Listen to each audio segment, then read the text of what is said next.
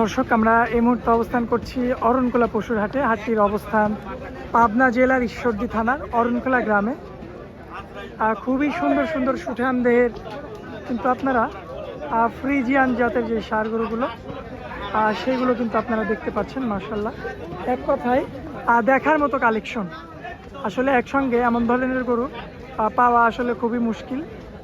যেই যাবে সেই কিন্তু গরুর দিকে তাকানো লাগবে। এমন ধরনের গরু কিন্তু খুবই রেয়ার, খুবই কম সংখ্যক ব্যাপারী ভাইরা কিন্তু এমন ধরনের গরু কিন্তু মিলাতে পারে। খুবই চমৎকার দেখার মতো গরু। একটা, দুইটা, তিনটা, চারটা, পাঁচটা, ছয়টা গরু, একই রকমের গরু দেখতে পাচ্ছেন। দরদামও চলছে বেশ, প্রচুর কাস্টমার।